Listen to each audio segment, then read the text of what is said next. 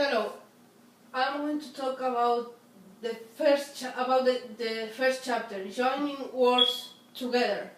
When a word ends in a consonant and the next word begins with a vowel, the words join together quickly, or in other words, the two words are run together. For example, what I'm going to do? I needed this book. Turn around. Pick up my bag. The second chapter, what I'm going to talk is about pronouns. What is the pronunciation's difference in the vowels, the and The first one is a long sound. For example, food.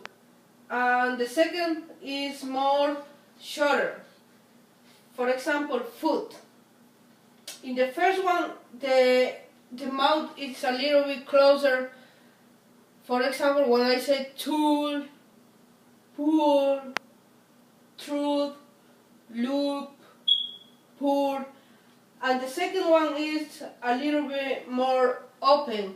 And for example, when you are going to take something heavy, say that's when you are pronounced, for example, foot, would, put, should, could, would.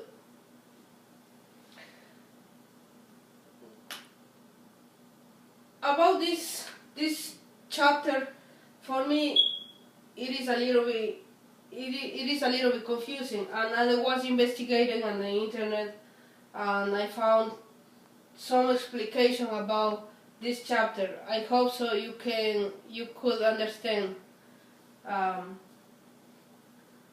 what I said. The third chapter, what I'm going to talk is about pronunciation can and can't. For example, the positive. In American, typical pronunciation is king. It's a little bit longer, little bit smoother, and little bit more relaxed.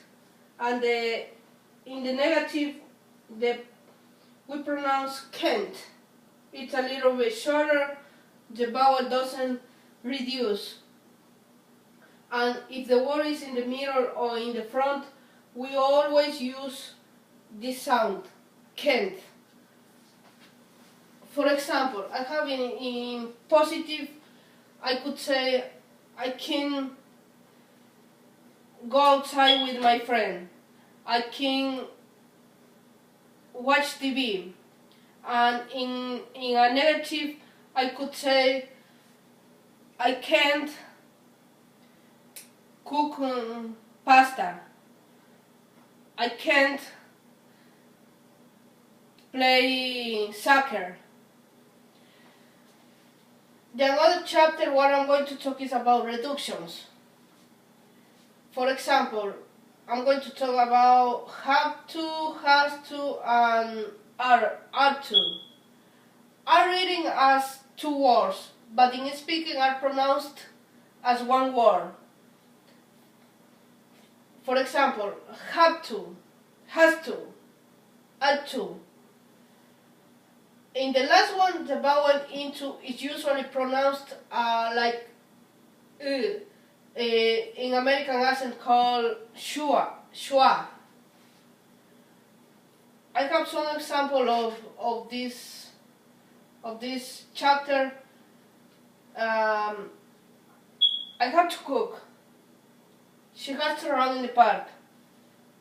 He had to go to the doctor. And the last chapter, what I'm going to talk is about using construction with will. When we speak, in the future, with will we use constructions. For will, and in the negative, for will not, we use want.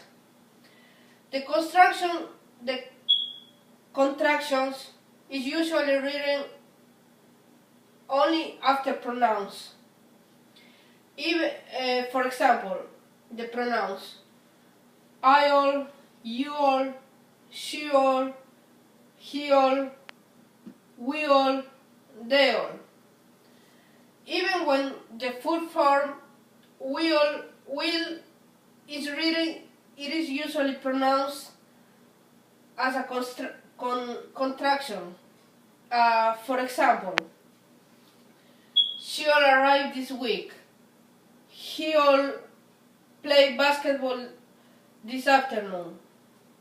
Or I all